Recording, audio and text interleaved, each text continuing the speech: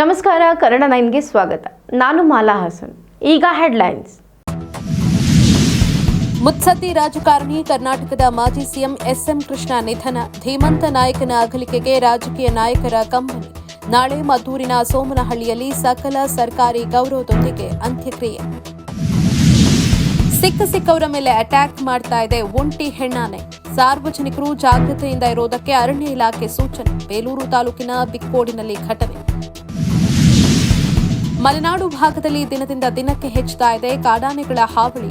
ಕಷ್ಟ ಕೇಳುವವರಿಲ್ಲದೆ ಜೀವಭಯದಲ್ಲಿ ದಿನ ಕಳೆದಿದ್ದಾರೆ ಮಲೆನಾಡಿನ ಜನತೆ. ಸದನದ ಗಮನ ಸೆಳೆಯಲು ಜೈ ಕರ್ನಾಟಕ ಸಂಘಟನೆಯ ನೇತೃತ್ವದಲ್ಲಿ ಬೈಕ್ ರ್ಯಾಲಿ. ಕರ್ನಾಟಕ ಕಂಡ ಧೀಮಂತ ನಾಯಕ ಮಾಜಿ ಮುಖ್ಯಮಂತ್ರಿ ಕೇಂದ್ರ ಸಚಿವ ಎಸ್ಎಂ ಕೃಷ್ಣರವರು ನಿಧನರಾಗಿದ್ದಾರೆ.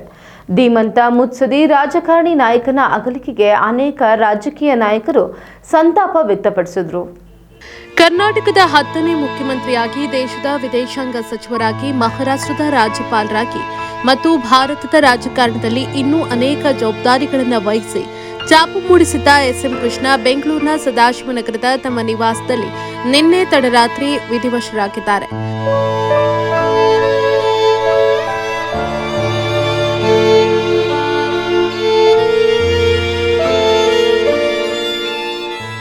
ಧೀಮಂತ ಮುತ್ಸದ್ದಿ ರಾಜಕಾರಣಿ ನಾಯಕನ ಅಗಲಿಕೆಗೆ ಅನೇಕ ರಾಜಕೀಯ ನಾಯಕರು ಸಂತಾಪ ಸೂಚಿಸಿದ್ದಾರೆ. ನಮ್ಮ ರಾಜ್ಯದಲ್ಲಿ ಎಸ್ಎಂ ಕೃಷ್ಣ ಅವರು ಒಬ್ಬ ಹಿರಿಯ ರಾಜಕಾರಣಿ. ನಾನು ಅವರು ಇಬ್ಬರು ಒಂದೇ ಸಾರಿ ಅಸೆಂಬ್ಲಿಗೆ ಬಂದ್ವಿ. ಅವರು ದೇವರಾಜ ಮಂತ್ರಿಮಂಡಲದಲ್ಲಿ ಮುಖ್ಯಮಂತ್ರಿ ಆದರು. ನನ್ನ ಸಹಪಾಠಿ ಕೃಷ್ಣ ಅವರು ತೀರೋಗಿದ್ದಾರೆ.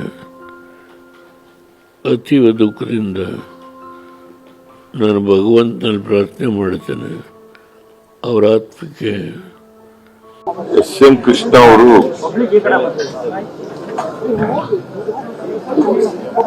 ನಮ್ಮದೆಲ್ಲ ಅಗಲಿಗಾರ. ಅವರು ಒಬ್ಬ ದೂರದೃಷ್ಟಿ ಇದ್ದಂತ ಮುತ್ಸದ್ದಿ ರಾಜಕಾರಣಿ.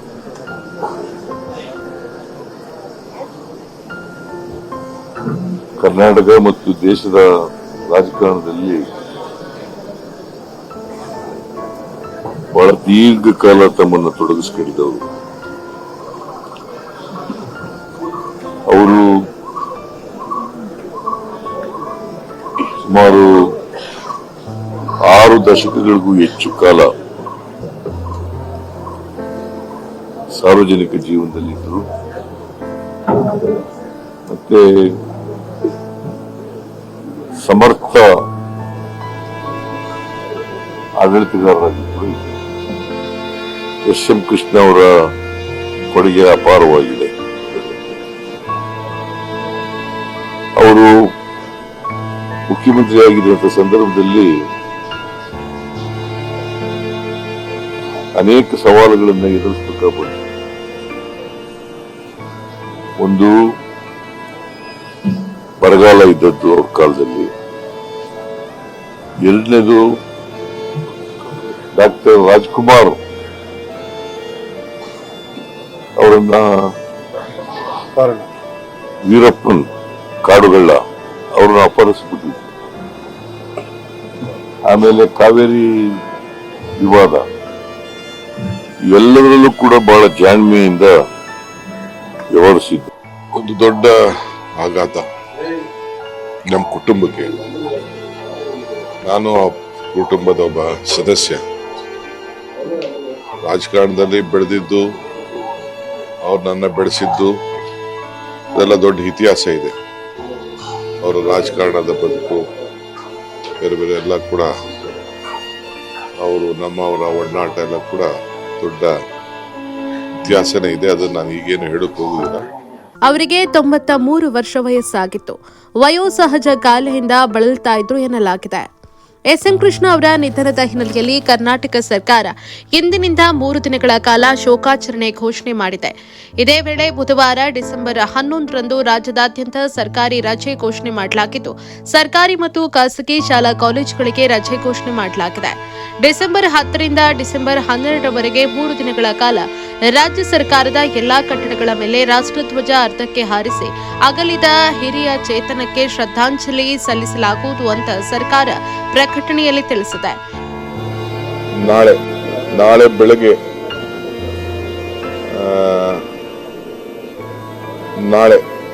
ಸರ್ಕಾರದ ರಜಾ ಘೋಷಣೆ ಆಗಿದೆ. ಇಡೀ ರಾಜ್ಯದ ಉದ್ದಕ್ಕೂ ಕೂಡ ಎಲ್ಲ ಸಾರ್ವಜನಿಕರು ಕೂಡ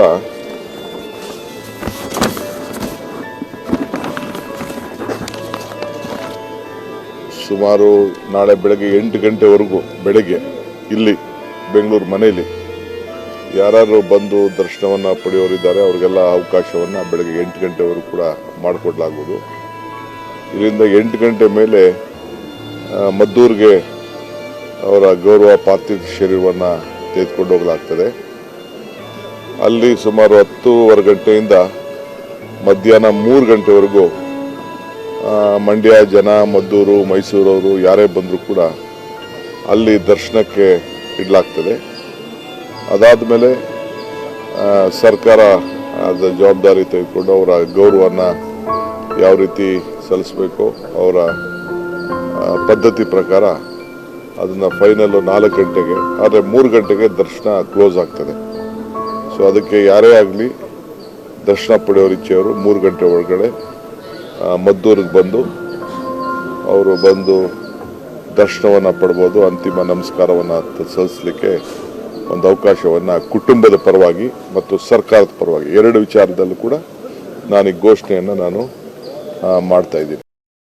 ಎಸ್ಎಂ ಕೃಷ್ಣರವರ ಅಗಲಿಕೆ ಪ್ರಜಾಪ್ರಭುತ್ವ ವ್ಯವಸ್ಥೆಗೆ ತುಂಬಲಾಗದ ನಷ್ಟ. ರಾಷ್ಟ್ರ ರಾಜಕಾರಣದಲ್ಲಿ ಸುದೀರ್ಘ ಸೇವೆ ಮಾಡಿದ ಅವರ ಸಾಧನೆ ಅಪಾರ ಎಂದು ಶಾಸಕ ಬಾಲಕೃಷ್ಣ ಹೇಳಿದರು.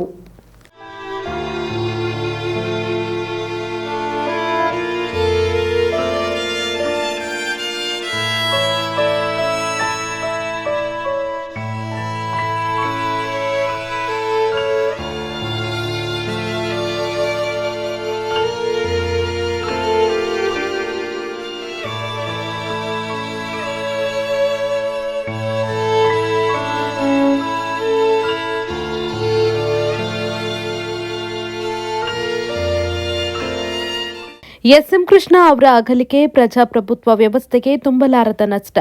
ರಾಷ್ಟ್ರ ರಾಜಕಾರಣದಲ್ಲಿ ಸುದೀರ್ಘ ಸೇವೆ ಮಾಡಿದ ಅವರ ಸಾಧನೆ ಅಪಾರ ಅಂತ ಶಾಸಕ ಬಾಲಕೃಷ್ಣ ಹೇಳಿದ್ದಾರೆ.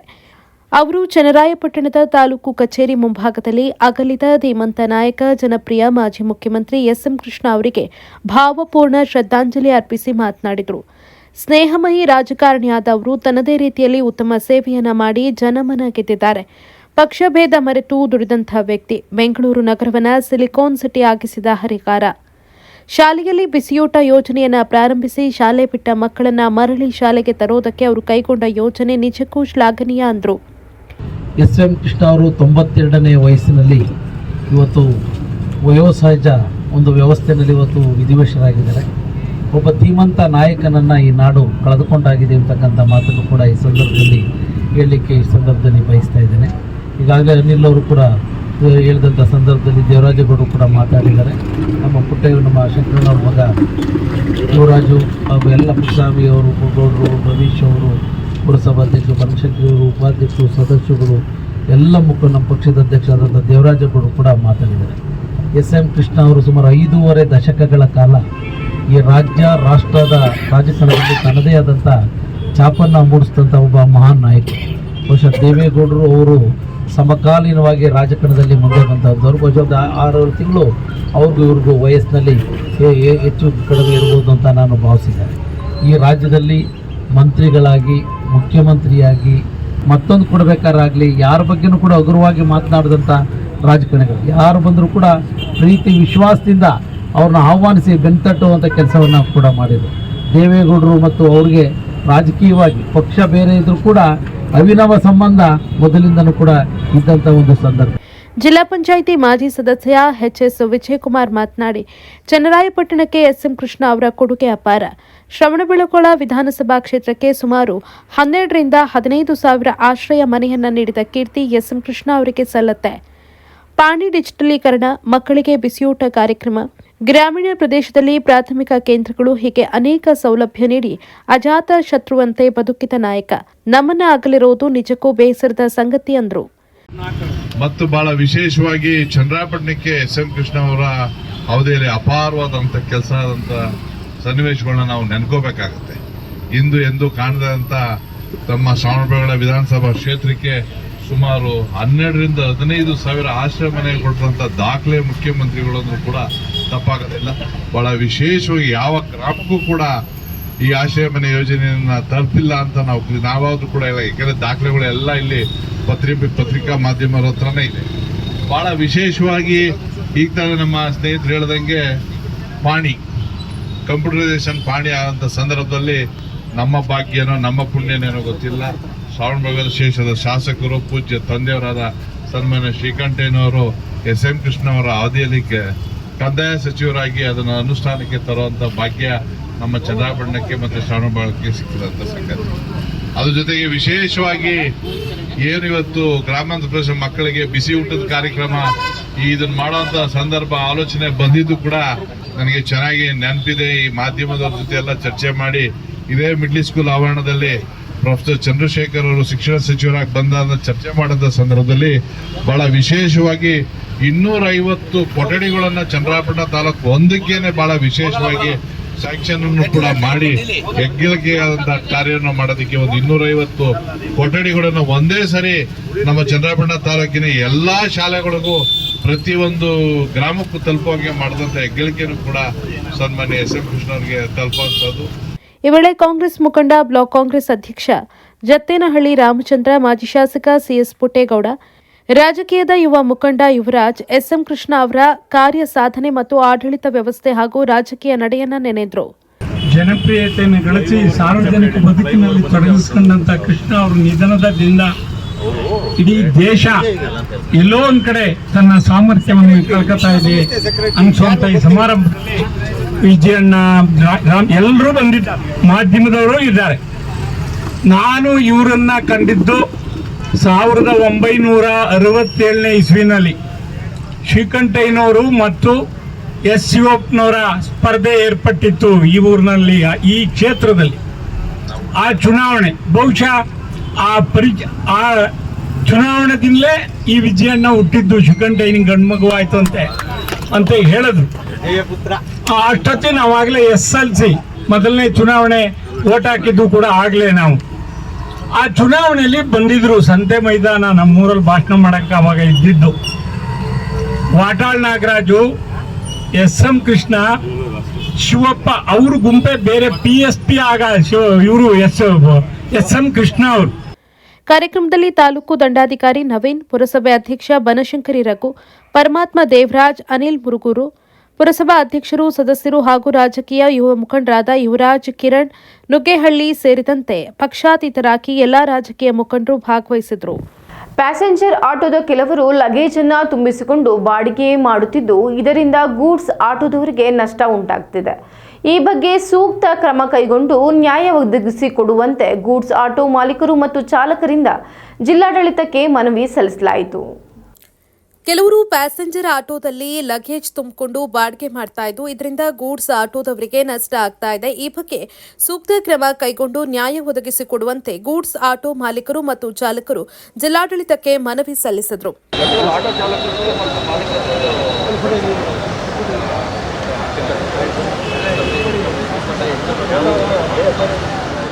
ಹಾಸನ ನಗರದ ಜಿಲ್ಲಾಡಳಿತದ ಮುಂದೆ ಗೂಡ್ಸ್ ಆಟೋ ಮಾಲೀಕರು ಹಾಗೂ ಚಾಲಕರು ಪ್ರತಿಭಟನೆ ನಡೆಸಿದ್ರು.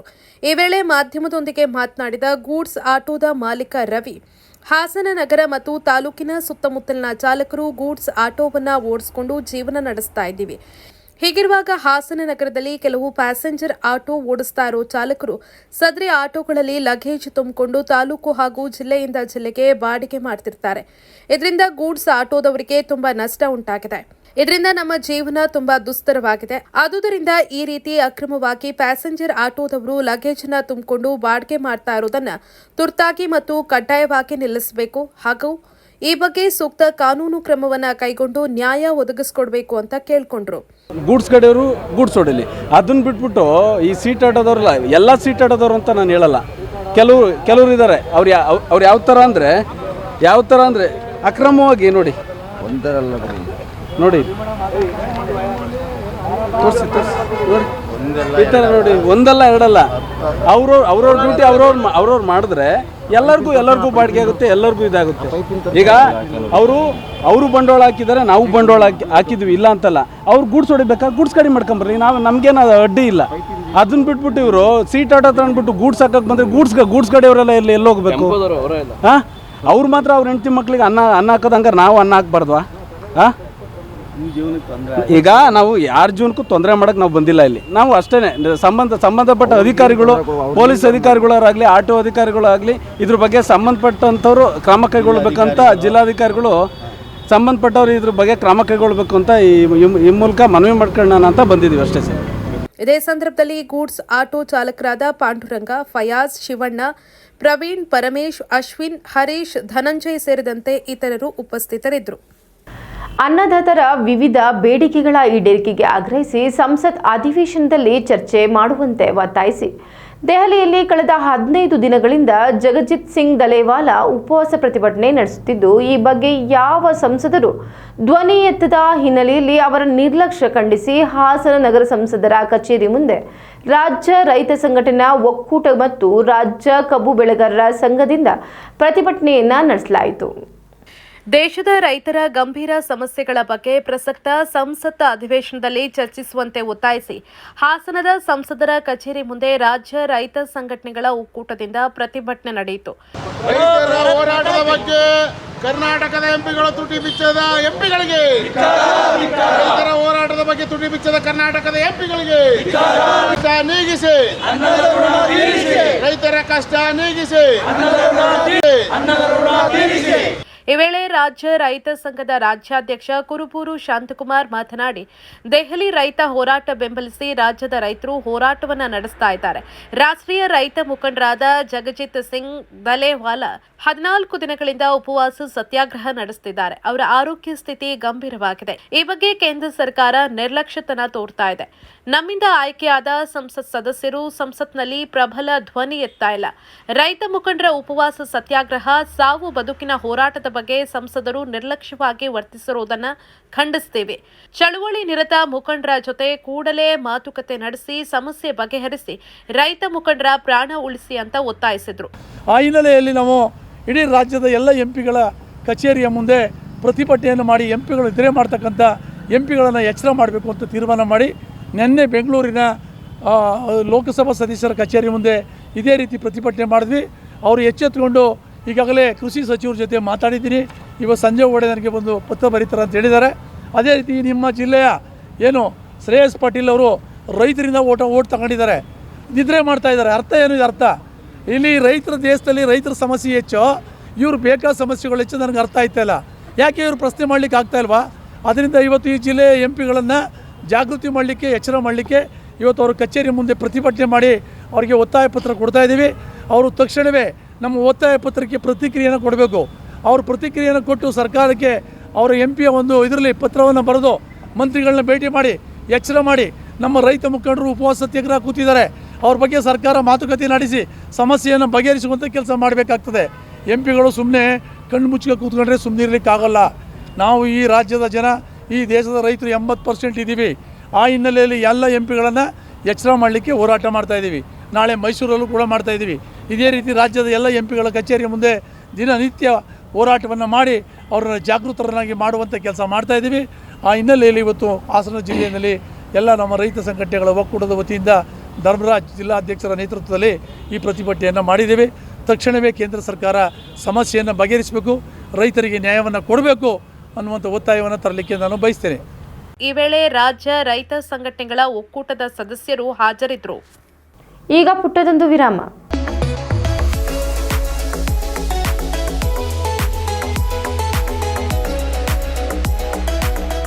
ನೀವು ನಿಮ್ಮ ಫ್ಯಾಮಿಲಿ ಜೊತೆ ಅಥವಾ ಸ್ನೇಹಿತರ ಜೊತೆ ದುಬೈ ಟೂರ್ ಹೋಗೋ ಆಲೋಚನೆ ಇದೆಯಾ? ಸರಿಯಾದ ಮಾರ್ಗದರ್ಶಕರು ಸಿಗ್ತಿಲ್ವೇ? ಹಾಗಿದ್ರೆ ನಿಮ್ಗಿದೆ ಇಲ್ಲೊಂದು ಸುವರ್ಣ ಅವಕಾಶ.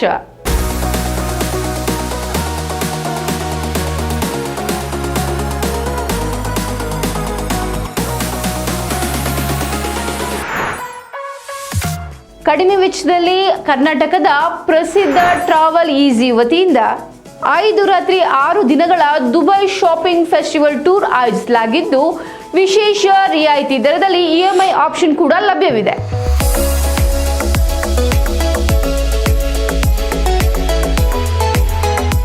ಈ ಫೆಸ್ಟಿವಲ್ ಟೂರ್ನಲ್ಲಿ ನಿಮಗೆ 4 ಸ್ಟಾರ್ ಹೋಟೆಲ್ ಅಕಾಮಿಡೇಷನ್ಸ್, ಭಾರತೀಯ ಶೈಲಿಯ ಊಟ ತಿಂಡಿ ಹಾಗೂ ಫುಲ್ ಮಸ್ತ್ ಚಟುವಟಿಕೆಗಳಿಂದ ಕೂಡಿದ ಟೂರ್ ಇದಾಗಿದ್ದು, ಅನುಭವಿ ಗೈಡ್ ನಿಮ್ಮೊಂದಿಗೆ ಇರ್ತಾರೆ.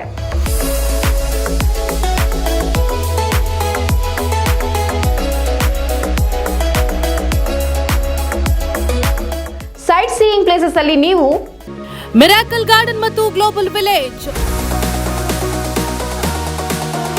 ಬುರ್ಜ್ ಖಲೀಫಾ,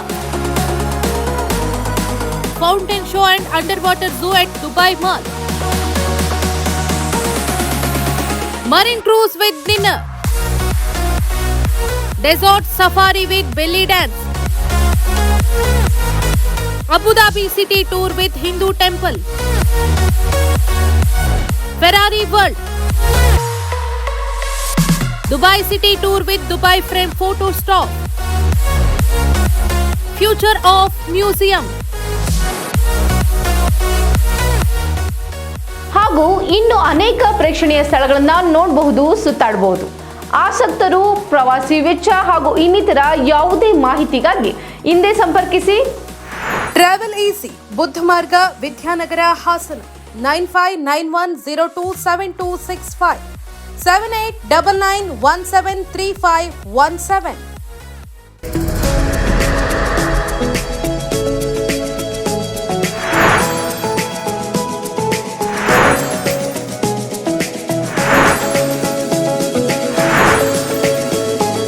ಹಾಸನದ ಜನತೆ ಹಾಗೂ ವೀಕ್ಷಕರಿಗೆ ಸಂತಸ IVF ಸಂಸ್ಥೆಯ ಕಡೆಯಿಂದ ನಮಸ್ಕಾರಗಳು. ಸಂತಸ IVF ಸಂಸ್ಥೆಯು ಕಳೆದ 15-16 ವರ್ಷದಿಂದ ಕರ್ನಾಟಕದ ಜನತೆಗೆ ವಿಶ್ವಮಟ್ಟದ ಗುಣಮಟ್ಟದ ಸೌಲಭ್ಯ, ಆರೋಗ್ಯ ಸೌಲಭ್ಯವನ್ನು ಒದಗಿಸ್ತಾ ಇದೆ. ಏನೇನು ಸೌಲಭ್ಯ ಅಂದರೆ, ಒಂದು, ಮಕ್ಕಳಿಲ್ಲದ ದಂಪತಿಗಳಿಗೆ ಬೇಕಾಗುವಂಥ ಸಮಾಲೋಚನೆ, ನಿಖರವಾದ ಸ್ಕ್ಯಾನಿಂಗ್, IUI ಅಂದರೆ ಗರ್ಭಕೋಶದೊಳಗೆ ವೀರ್ಯಧಾರಣೆ, IVF, ಭ್ರೂಣ ಬಯಾಪ್ಸಿ, ಬ್ಲಾಸ್ಟೋಸಿಸ್ಟ್ ಕಲ್ಚರ್, PRP ಅನ್ನೋ ಟೆಕ್ನಾಲಜಿ, ಲೇಸರ್ ಟೆಕ್ನಿಕ್ ಮುಂತಾದ ಸೌಲಭ್ಯಗಳು, ಜೊತೆಗೆ ಗರ್ಭಕೋಶ ದರ್ಶಕ, ಉದರ ದರ್ಶಕಗಳಂಥ ಸರ್ಜರಿಗಳನ್ನು ಸಹ ಸಂತಸ IVF ಸಂಸ್ಥೆಯಲ್ಲಿ ಲಭ್ಯವಿದೆ. ಈ ಸಂಸ್ಥೆಯು ಸ್ಥಾಪಿತವಾಗಿ 16 ವರ್ಷ ಕಳೆದಿದೆ. ಈ 16ನೇ ವರ್ಷನ ವಾರ್ಷಿಕೋತ್ಸವದ ಅಂಗವಾಗಿ ನಾವು ಮಕ್ಕಳಿಲ್ಲದ ದಂಪತಿಗಳಿಗೆ ಉಚಿತ ಆರೋಗ್ಯ ಶಿಬಿರವನ್ನು ಏರ್ಪಡಿಸ್ತಾ ಇದ್ದೀವಿ. ಇದೇ ತಿಂಗಳು ಅಂದರೆ ಡಿಸೆಂಬರ್ ತಿಂಗಳ 17, 18 ಮಂಗಳವಾರ ಹಾಗೂ ಬುಧವಾರ ಸಂತಸ IVF ಸಂಸ್ಥೆಯಲ್ಲಿ ಮಕ್ಕಳಿಲ್ಲದ ದಂಪತಿಗಳಿಗೆ ಉಚಿತ ಆರೋಗ್ಯ ಶಿಬಿರ ಇದೆ. ಶಿಬಿರದಲ್ಲಿ ನಾವು ಉಚಿತವಾಗಿ ದಂಪತಿಗಳಿಗೆ ಸಮಾಲೋಚನೆ, ಮಹಿಳೆಯರಿಗೆ TVS ಸ್ಕ್ಯಾನಿಂಗ್ ಮಾಡಿಕೊಡ್ತೀವಿ ಹಾಗೂ ಪುರುಷರ ವೀರ್ಯಾಣು ಪರೀಕ್ಷೆ ಕೂಡ ಉಚಿತವಾಗಿ ಇರುತ್ತೆ. ಈ ಶಿಬಿರದಲ್ಲಿ ನೋಂದಾಯಿಸಿಕೊಂಡು IVF ಬೇಕಾಗೋ ದಂಪತಿಗಳಿಗೆ ರಿಯಾಯಿತಿ ದರದಲ್ಲಿ ಕೂಡ IVFನ ಮಾಡಿಕೊಡಲಾಗುತ್ತದೆ. ಈ ಸೇವೆಯನ್ನು ಜನತೆ ಉಪಯೋಗಿಸ್ಕೋಬೇಕಾಗಿ ಕೇಳ್ಕೊತಾ ಇದ್ದೀನಿ. ಸ್ಥಳ 2ನೇ ಮಹಡಿ, ಶ್ರೀ ವೆಂಕಟಾದ್ರಿ ಆರ್ಕೇಡ್, ರಿಲಯನ್ಸ್ ಸ್ಮಾರ್ಟ್ ಹತ್ತಿರ, 3ನೇ ಅಡ್ಡ ರಸ್ತೆ, KR ಪುರಂ, ಹಾಸನ 573201. ಹೆಚ್ಚಿನ ಮಾಹಿತಿಗಾಗಿ ಸಂಪರ್ಕಿಸಿ 9620099969. ವಿರಾಮದ ನಂತರ ನ್ಯೂಸ್ಗೆ ಸ್ವಾಗತ.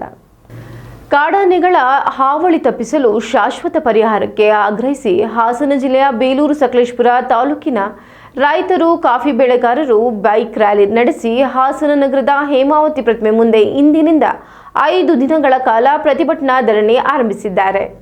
ಹಾಸನ ಜಿಲ್ಲೆಯಲ್ಲಿ ದಿನದಿಂದ ದಿನಕ್ಕೆ ಕಾಡಾನೆಗಳ ಹಾವಳಿ ಹೆಚ್ಚಾಗಿದ್ದು, ಕೂಲಿ ಕಾರ್ಮಿಕರ ಮೇಲೆ ದಾಳಿ ನಡೆಸ್ತಾ ಇದ್ದು, ಜೀವ ಭಯದಲ್ಲಿ ಜನ ಕೆಲಸ ಮಾಡ್ತಿದ್ದು, ಇದಕ್ಕೆ ಶಾಶ್ವತ ಪರಿಹಾರ ದೊರಕಿಸಿಕೊಡಬೇಕು ಅಂತ ಆಗ್ರಹಿಸಿ ಜಿಲ್ಲೆಯ ವಿವಿಧ ತಾಲೂಕಿನ ರೈತರು, ಕಾಫಿ ಬೆಳೆಗಾರರು, ಜಯ ಕರ್ನಾಟಕ ಸಂಘಟನೆಯ ನೇತೃತ್ವದಲ್ಲಿ ಬೈಕ್ ಮತ್ತು ಆಟೋ ರ್ಯಾಲಿ ಮೂಲಕ ಹಾಸನ ನಗರದ ಹೇಮಾವತಿ ಪ್ರತಿಮೆ ಮುಂದೆ ಜಮಾವಣೆಗೊಂಡು ಇಂದಿನಿಂದ 5 ದಿನಗಳ ಕಾಲ ಪ್ರತಿಭಟನಾ ಧರಣಿ ಆರಂಭಿಸಿದ್ದಾರೆ. ಈ ವೇಳೆ ಮಾತನಾಡಿದ ಜಯ ಕರ್ನಾಟಕ ರಾಜ್ಯಾಧ್ಯಕ್ಷ ಡಾ. BN ಜಗದೀಶ್, ಸತೀಶ್ ಜಿಲ್ಲೆಯ ಬೇಲೂರು, ಆಲೂರು, ಸಕಲೇಶಪುರ ಹಾಗೂ ಅರಕಲಗೂಡು ತಾಲೂಕುಗಳಲ್ಲಿನ ಕಾಡಾನೆಗಳ ಹಾವಳಿ ತಪ್ಪಿಸುವುದಕ್ಕೆ ಶಾಶ್ವತ ಪರಿಹಾರಕ್ಕಾಗಿ ಕೇಂದ್ರ ಮತ್ತು ರಾಜ್ಯ ಸರ್ಕಾರಗಳಿಗೆ ಆಗ್ರಹ ಮಾಡುತ್ತಲೇ ಬಂದಿದ್ದೇವೆ. ಬೇಲೂರು ತಾಲೂಕಿನಲ್ಲಿ ಸರಿಸುಮಾರು 60ಕ್ಕೂ ಹೆಚ್ಚು ಕಾಡಾನೆಗಳು ಬೀಡು ಬಿಟ್ಟಿವೆ. ಸರ್ಕಾರ ಮತ್ತು ಅಧಿಕಾರಿಗಳ ಜನರ ಕಣ್ಣೊರೆಸುವ ಸಲುವಾಗಿ 6 ದಸರಾ ಸಾಕಾನೆಗಳನ್ನು ತಂದು ರೇಡಿಯೋ ಕಾಲರ್ ಹಾಕುವ ಕಾರ್ಯಕ್ಕೆ ಮುಂದಾಗಿದ್ದಾರೆ. ಇದರ ಬದಲು ಕಾಡಾನೆಗಳ ಸ್ಥಳಾಂತರ ಮಾಡಬೇಕು ಅಂತ ಆಗ್ರಹಿಸಿದ್ರು. ಹೆಚ್ಚಿನ ರೀತಿಯಲ್ಲಿ ಕಾಡಾನೆಗಳ ಹಾವಳಿ ಇದೆ. ಈ ಕಾಡಾನೆಯ ಹಾವಳಿ ಇಂದು ನಿನ್ನೆದಲ್ಲ, ಸತತ 4 ದಶಕಗಳ ಮಾನವ ಮತ್ತು ಈ ಕಾಡು ಪ್ರಾಣಿಗಳ ಸಂಘರ್ಷ.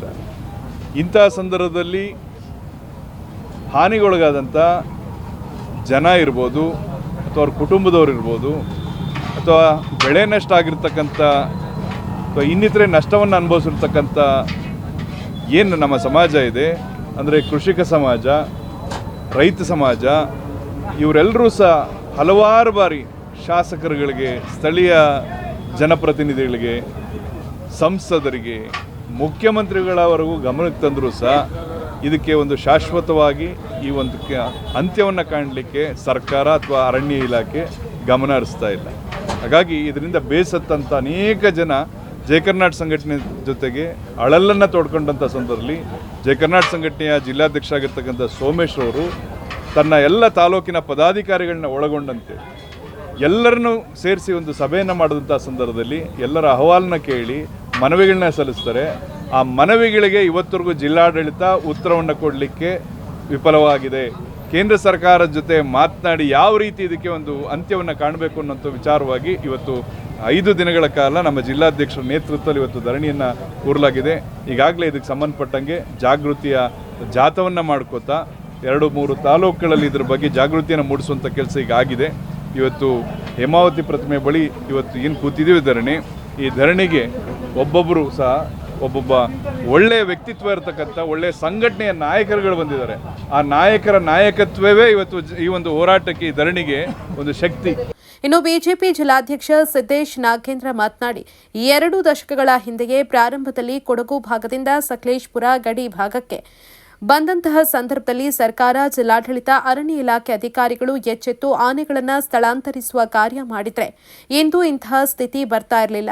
ಜಿಲ್ಲೆಯಲ್ಲಿ ಆನೆಗಳ ದಾಳಿಗೆ ಈಗಾಗಲೇ ಸಾಕಷ್ಟು ಅಮಾಯಕ ಜೀವಗಳು ಬಲಿಯಾಗ್ತಾ ಇರಲಿಲ್ಲ. ಸರ್ಕಾರ ಇನ್ನಾದರೂ ಬೆಳಗಾವಿಯಲ್ಲಿ ಅಧಿವೇಶನ ನಡೀತಾ ಇದ್ದು, ಅಧಿವೇಶನದಲ್ಲಿ ಈ ಬಗ್ಗೆ ಗಂಭೀರವಾದ ನಿರ್ಣಯ ತೆಗೆದುಕೊಳ್ಬೇಕು ಅಂತ ಆಗ್ರಹಿಸಿದ್ರು.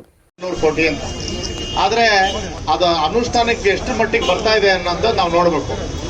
ಪ್ರಾಯಶಃ ನೀವು ಒಂದು ಭಾಗ ನಮ್ಮ ಈ ಹೊಸಕೋಟೆಗೆ ಹೋಗ್ಬೇಕಾದ್ರೆ ದಾರಿಲಿ ನೋಡಿದ್ರೆ ಅಲ್ಲಿ ಮಾಡಿರೋಂಥ ಬ್ಯಾರಿಕೇಡ್ಗಳು ಎಷ್ಟು ಅವೈಜ್ಞಾನಿಕವಾಗಿದೆ ಅಂತಂದ್ರೆ, ಆ ಕಾಡಾನೆಗಳು ಅದನ್ನ ಭಾರ ಸರೀಸಾಗಿ ರೈಲ್ವೆ ಬ್ಯಾರಿಕೇಡ್ನ ದಾಟು ಹೋಗುವಂತ ಒಂದು ಪರಿಸ್ಥಿತಿ ಇದೆ.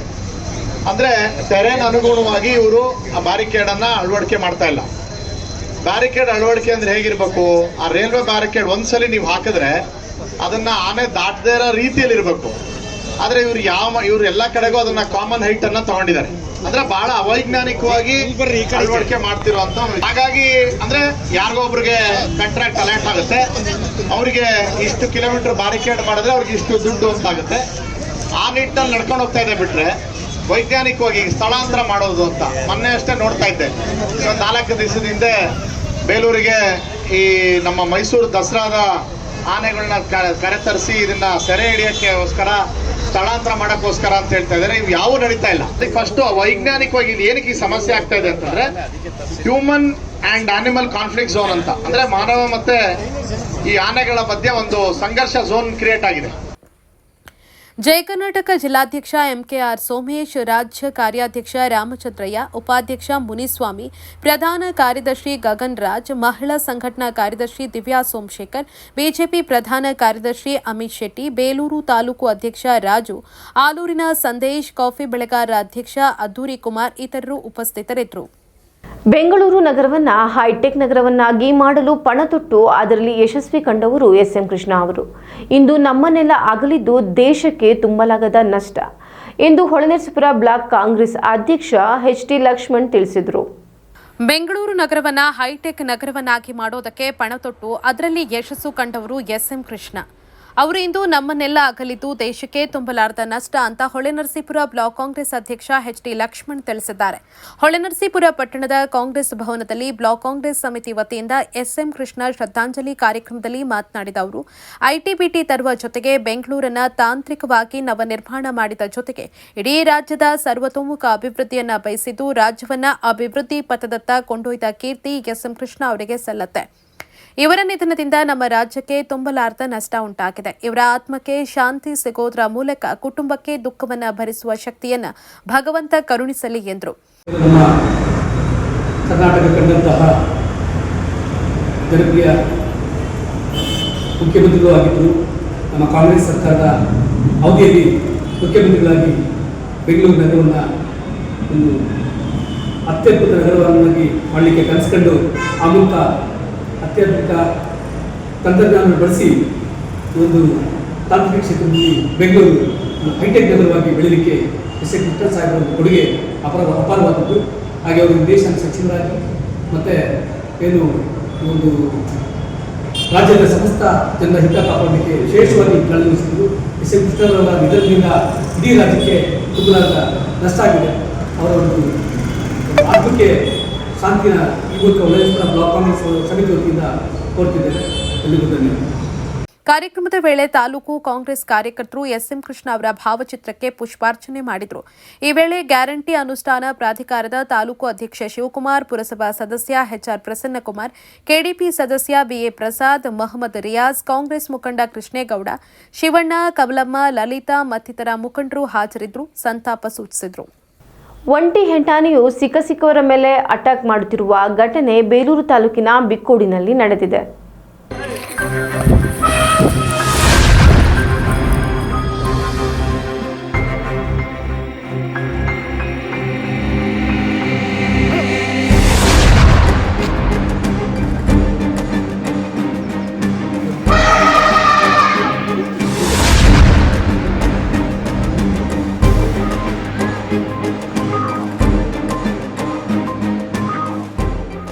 ಒಂಟಿ ಹೆಣ್ಣಾನೆಯು ಸಿಕ್ಕವರ ಮೇಲೆ ಅಟ್ಯಾಕ್ ಮಾಡ್ತಾ ಇರೋ ಘಟನೆ ಬೇಲೂರು ತಾಲೂಕಿನ ಬಿಕ್ಕೋಟ್ನಲ್ಲಿ ನಡೆದಿದೆ.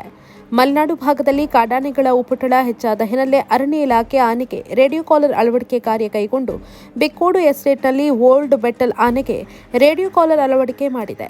ಒಂಟಿ ಹೆಣ್ಣಾನೆಯು ಸಿಕ್ಕವರ ಮೇಲೆ ಅಟ್ಯಾಕ್ ಮಾಡುತ್ತಾ ಬಿಕ್ಕೋಡಿನ ಸುತ್ತಮುತ್ತ ಸಂಚರಿಸ್ತಾ ಇದೆ ಅಂತ ರೇಡಿಯೋ ಕಾಲರ್ನಿಂದ ತಿಳಿದು ಬಂದಿದ್ದು, ಅರಣ್ಯ ಇಲಾಖೆಯು ಸಾರ್ವಜನಿಕರು ಎಚ್ಚರಿಕೆಯಿಂದ ಇರೋದಕ್ಕೆ ಮುನ್ನೆಚ್ಚರಿಕೆ ಕೊಟ್ಟಿದೆ.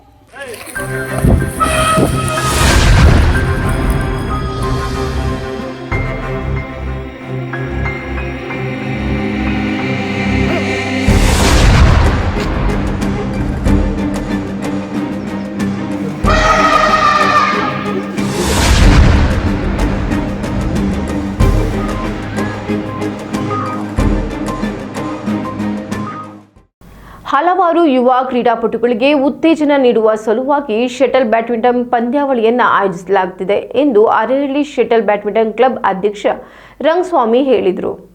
ಹಲವಾರು ಯುವ ಕ್ರೀಡಾಪಟುಗಳಿಗೆ ಉತ್ತೇಜನ ನೀಡುವ ಸಲುವಾಗಿ ಶಟಲ್ ಬ್ಯಾಡ್ಮಿಂಟನ್ ಪಂದ್ಯಾವಳಿಯನ್ನು ಆಯೋಜಿಸಲಾಗುತ್ತೆ ಅಂತ ಅರೇಹಳ್ಳಿಯ ಶಟಲ್ ಬ್ಯಾಡ್ಮಿಂಟನ್ ಕ್ಲಬ್ ಅಧ್ಯಕ್ಷ ರಂಗಸ್ವಾಮಿ ಹೇಳಿದ್ದಾರೆ. ಬೇಲೂರು ತಾಲೂಕು ಅರೇಹಳ್ಳಿಯ ಗೆಳೆಯರ ಬಳಗ ಹಾಗೂ ಶಟಲ್ ಬ್ಯಾಡ್ಮಿಂಟನ್ ಕ್ಲಬ್ ಸಹಯೋಗದಲ್ಲಿ ಆಯೋಜಿಸಲಾಗಿದ್ದ ಬ್ಯಾಡ್ಮಿಂಟನ್ ಪಂದ್ಯಾವಳಿಯನ್ನು ಉದ್ದೇಶಿಸಿ ಮಾತನಾಡಿದ ಅವರು, ನಾನಾ ತಾಲೂಕು ಕ್ಲಬ್ಗಳ ಕ್ರೀಡಾಪಟುಗಳು ಭಾಗವಹಿಸಲಿದ್ದು ಉದಯೋನ್ಮುಖ ಆಟಗಾರರಿಗೆ ಇದು ಉತ್ತಮ ವೇದಿಕೆ. ಈ ಪಂದ್ಯಾವಳಿಯನ್ನು ಆಯೋಜನೆ ಮಾಡುವುದಕ್ಕೆ ಸಹಕಾರ ನೀಡಿದ ರೋಟರಿ ಕ್ಲಬ್ ಹಾಗೂ ಟ್ರಸ್ಟ್ ಅಧ್ಯಕ್ಷರಿಗೆ ಮತ್ತು ಸದಸ್ಯರಿಗೆ ಧನ್ಯವಾದ ಅಂದರು.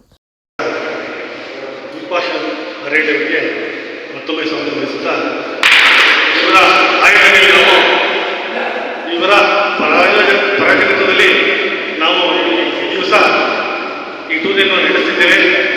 ಇವರಿಗೆ ಮುಂದೆ ಇನ್ನೂ ದೇವರು ಹೆಚ್ಚಿನ ಶಕ್ತಿಯನ್ನು ಪಡಲಿ. ಅದೇ ರೀತಿ ಮುಖ್ಯವಾಗಿ ಪ್ರತಿಭೆಗಳು ಹೊರಗೆ ಬರಬೇಕು. ಆ ರೀತಿ ಇನ್ನೂ ಹೆಚ್ಚಿನ ಟೂರಿಯನ್ನು ನಡೆಸಲಿ ಅಂತ ಹೇಳ್ಬಿಟ್ಟು ಕೇಳ್ಕೊಳ್ತೇವೆ. ಹಾಗೆ ಇದನ್ನು ಕಾರ್ಯಕ್ರಮಕ್ಕೆ ಹಿರಿಯ ಬ್ಯಾಡ್ಮಿಂಟನ್ ಆಟಗಾರ ಸುಹಿಲ್ ಮಾತನಾಡಿ, ಪಂದ್ಯಾವಳಿಯಲ್ಲಿ ಯಶಸ್ಸು ಕಂಡಿದ್ದೇವೆ. ಮುಂದಿನ ದಿನಗಳಲ್ಲಿ ಈ ಕ್ಲಬ್ ಉತ್ತಮ ಆಟಗಾರರಿಗೆ ಪ್ರೋತ್ಸಾಹ ನೀಡುವುದರ ಮೂಲಕ ಕ್ರೀಡಾಪಟುಗಳನ್ನು ಹುರಿದುಂಬಿಸುವ ಕಾರ್ಯ ಮತ್ತಷ್ಟು ಮಾಡಬೇಕು ಅಂದರು.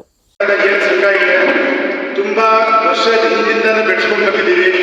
ಈ ಸಂಘವನ್ನು ನಮ್ಮ ರಂಗಸ್ವಾಮಿ ಅವರ ಅಧ್ಯಕ್ಷತೆಯಲ್ಲಿ ಎಲ್ಲ ತುಂಬ ಒಳ್ಳೆಯ ವಿಶ್ಲೇಷಕರಿದ್ದಾರೆ. ಅವರ ಸಮ್ಮುಖದಲ್ಲೆಲ್ಲ ತುಂಬ ಚೆನ್ನಾಗಿ ನಡ್ಸ್ಕೊಂಡು ಹೋಗ್ತಾ ಇದ್ದಾರೆ. ದೇವರವರಿಗೆಲ್ಲ ಇನ್ನೂ ಇದೇ ಥರ ಆಸಕ್ತಿ ಕೊಳ್ಳಿ. ಆಮೇಲೆ ಈ ಸ್ಪೋರ್ಟ್ಸ್ ಕ್ಲಬ್ಬನ್ನು ಇನ್ನು ಮುಂದಕ್ಕೆ ಭಾಳ ಒಳ್ಳೆಯ ರೀತಿಯಿಂದ ಇಂಪ್ರೂವ್ ಮಾಡಿಸಿ ಇನ್ನೂ ನಮ್ಮ ಕ್ರೀಡಾಪಟುಗಳಿಗೆ ಪ್ರೋತ್ಸಾಹ ಕೊಡಬೇಕು ಅಂತ ಕೇಳ್ತಾ ನಾನು ಮತ್ತೊಮ್ಮೆ ಹೇಳ್ತಾ ಇದ್ದೀನಿ, ಈ ಕ್ಲಬ್ 15 ವರ್ಷ ಆಟ ಆಡಿ ಬಿಟ್ಟಿರೋದು. ಇವಾಗ ಏನಂತ ಹೇಳಿದ್ರೆ ಸಮಸ್ಯೆ ಹೆಲ್ತ್ ಸಮಸ್ಯೆ ಇಲ್ಲ ಅಂತ ಹೇಳ್ಬಿಟ್ಟು ಆಡೋದು ಬಿಟ್ಟರೆ ಇದು ತುಂಬ ಕಷ್ಟಪಟ್ಟು ನಾವು ಈ ಗೆಳೆಯರ ಏನು ಸಂಘ ನಾವು ಕಟ್ಟಿದ್ದೀವಿ ಸ್ಪೋರ್ಟ್ಸ್ ಕ್ಲಬ್ಬನ್ನು, ಇದು ಇದೇ ಥರ ಉಳಿಸ್ಕೊಂಡು ಇದಕ್ಕೆ ಒಳ್ಳೆ ಇನ್ನೂ ಇದಕ್ಕೆ ಮೇಲ್ದರ್ಜೆಯಲ್ಲಿ ತಗೊಂಡು ಹೋಗಿ ಅಂತ ಹೇಳ್ತಾ ಈ ವೇಳೆ 17 ವರ್ಷದೊಳಗಿನ ಶಾಲಾ ಮಕ್ಕಳ ಕ್ರೀಡಾಕೂಟದಲ್ಲಿ ರಾಜ್ಯ ಹಾಗೂ ರಾಷ್ಟ್ರಮಟ್ಟಕ್ಕೆ ಪ್ರವೇಶ ಪಡೆದ ವಿದ್ಯಾರ್ಥಿಗಳಾದ ಮಲ್ನಾಡು ಶಾಲೆಯ ಜ್ಞಾನೇಶ್ವರಿ, ಅನುಗ್ರಹ ಆಂಗ್ಲ ಮಾಧ್ಯಮದ ಜಾಯ್ಸ್ಟನ್ ಡಿಸೋಜಾ, ರೋಟರಿ ಶಾಲೆಯ ಮೈತ್ರಿ ಹಾಗೂ ಕ್ರೀಡಾಕೂಟದ ಪ್ರಾಯೋಜಕ ವಿರೂಪಾಕ್ಷ ಅವರನ್ನು ಅಭಿನಂದಿಸಲಾಯಿತು. ಕಾರ್ಯಕ್ರಮದಲ್ಲಿ ಮಹೇಶ್, ಮಂಜುನಾಥ್, ಗ್ರಾಮ ಪಂಚಾಯಿತಿ ಸದಸ್ಯ ಇಸಾಕ್, ಬ್ಯಾಡ್ಮಿಂಟನ್ ಕ್ಲಬ್ ಸದಸ್ಯರು ಭಾಗವಹಿಸಿದರು. ಪಾವಗಡ ಪಟ್ಟಣದಲ್ಲಿ ಭೀಕರ ರಸ್ತೆ ಅಪಘಾತ, ಮಂಡ್ಯ ಮೂಲದ ಚಾಲಕ ಸ್ಥಳದಲ್ಲಿಯೇ ಸಾವು. ಈ ಕುರಿತು ಒಂದು ವರದಿ ಇಲ್ಲಿದೆ ನೋಡಿ. ಬೊಲೆರೋ ವಾಹನ ಮತ್ತು ಲಾರಿಯ ನಡುವೆ ಅಪಘಾತ ಸಂಭವಿಸಿ ಬೊಲೆರೋ ವಾಹನದ ಚಾಲಕ ಸ್ಥಳದಲ್ಲೇ ಸಾವನ್ನಪ್ಪಿದ ಘಟನೆ ತುಮಕೂರು ಜಿಲ್ಲೆ ಪಾವಗಡ ಪಟ್ಟಣದ ಎಸ್ಆರ್ಎಸ್ ಪೆಟ್ರೋಲ್ ಬಂಕ್ ಮುಂಭಾಗ ನಡೆದಿದೆ. ಮಂಡ್ಯ ಜಿಲ್ಲೆಯ ಮದ್ದೂರು ತಾಲೂಕಿನ ಸೋಮನಹಳ್ಳಿಯ 21 ವರ್ಷದ ಗಿರೀಶ್ ಮೃತ ಚಾಲಕ. ತುಮಕೂರು ರಸ್ತೆಯಿಂದ ಪಾವಗಡದ ಕಡೆಗೆ ಬರ್ತಾ ಇದ್ದ ಬೊಲೆರೋ ಮುಂಭಾಗದಲ್ಲಿ ಹೋಗ್ತಾ ಇದ್ದ ಲಾರಿಗೆ ಡಿಕ್ಕಿಯಾಗಿ ಅಪಘಾತ ಸಂಭವಿಸಿದೆ. ಲಾರಿಯ ಮುಂಭಾಗದಲ್ಲಿ ಓಮಿನಿಯೊಂದು ತೆರಳುತ್ತಾ ಇತ್ತು. ಇದಕ್ಕಿದ್ದಂತೆ ಓಮಿನಿ ಯೂ-ಟರ್ನ್ ತೆಗೆದುಕೊಂಡ ಪರಿಣಾಮ ಲಾರಿ ಚಾಲಕ ತನ್ನ ವೇಗವನ್ನ ಕಡಿಮೆ ಮಾಡಿದ್ನು. ಆಗ ಹಿಂಬದಿಯಿಂದ ಬರ್ತಾ ಇದ್ದ ಬೊಲೆರೋ ವಾಹನ ವೇಗವಾಗಿ ಬಂದು ಲಾರಿಗೆ ಡಿಕ್ಕಿ ಹೊಡೆದಿದೆ. ಪರಿಣಾಮ ಚಾಲಕ ಸ್ಥಳದಲ್ಲೇ ಸಾವನ್ನಪ್ಪಿದ್ದಾರೆ. ಇನ್ನು ಅಪಘಾತದ ದೃಶ್ಯ ಪೆಟ್ರೋಲ್ ಬಂಕ್ನ ಸಿಸಿ ಕ್ಯಾಮೆರಾದಲ್ಲಿ ಸೆರೆಯಾಗಿದೆ. ಸ್ಥಳಕ್ಕೆ ಪಾವಗಡ ಪೊಲೀಸ್ ಠಾಣೆಯ ಪೊಲೀಸರು ಭೇಟಿ ಕೊಟ್ಟು ಪರಿಶೀಲನೆ ನಡೆಸಿದ್ದಾರೆ. ಪ್ರಕರಣ ದಾಖಲಿಸಿಕೊಂಡಿದ್ದಾರೆ. ಈಗ ಮತ್ತೊಮ್ಮೆ ಹೆಡ್ಲೈನ್ಸ್. ಮುತ್ಸದ್ದಿ ರಾಜಕಾರಣಿ ಕರ್ನಾಟಕದ ಮಾಜಿ ಸಿಎಂ ಎಸ್ಎಂ ಕೃಷ್ಣ ನಿಧನ, ಧೀಮಂತ ನಾಯಕನ ಅಗಲಿಕೆಗೆ ರಾಜಕೀಯ ನಾಯಕರ ಕಂಬನಿ. ನಾಳೆ ಮದ್ದೂರಿನ ಸೋಮನಹಳ್ಳಿಯಲ್ಲಿ ಸಕಲ ಸರ್ಕಾರಿ ಗೌರವದೊಂದಿಗೆ ಅಂತ್ಯಕ್ರಿಯೆ. ಸಿಕ್ಕವರ ಮೇಲೆ ಅಟ್ಯಾಕ್ ಮಾಡ್ತಾ ಇದೆ ಒಂಟಿ ಹೆಣ್ಣಾನೆ. ಸಾರ್ವಜನಿಕರು ಜಾಗೃತೆಯಿಂದ ಇರುವುದಕ್ಕೆ ಅರಣ್ಯ ಇಲಾಖೆ ಸೂಚನೆ. ಬೇಲೂರು ತಾಲೂಕಿನ ಬಿಕ್ಕೋಡಿನಲ್ಲಿ ಘಟನೆ. ಮಲೆನಾಡು ಭಾಗದಲ್ಲಿ ದಿನದಿಂದ ದಿನಕ್ಕೆ ಹೆಚ್ಚುತ್ತಾ ಇದೆ ಕಾಡಾನೆಗಳ ಹಾವಳಿ. ಕಷ್ಟ ಕೇಳುವವರಿಲ್ಲದೆ ಜೀವ ಭಯದಲ್ಲಿ ದಿನ ಕಳೆದಿದ್ದಾರೆ ಮಲೆನಾಡಿನ ಜನತೆ. ಸದನದ ಗಮನ ಸೆಳೆಯಲು ಜೈ ಕರ್ನಾಟಕ ಸಂಘಟನೆಯ ನೇತೃತ್ವದಲ್ಲಿ ಬೈಕ್ ರ್ಯಾಲಿ. ನಿರಂತರ ಸುದ್ದಿಗಾಗಿ ನೋಡ್ತಾ ಇರಿ ಕನ್ನಡ 9. ಇದು ಕನ್ನಡಿಗರ ಕಣ್ಮಣಿ.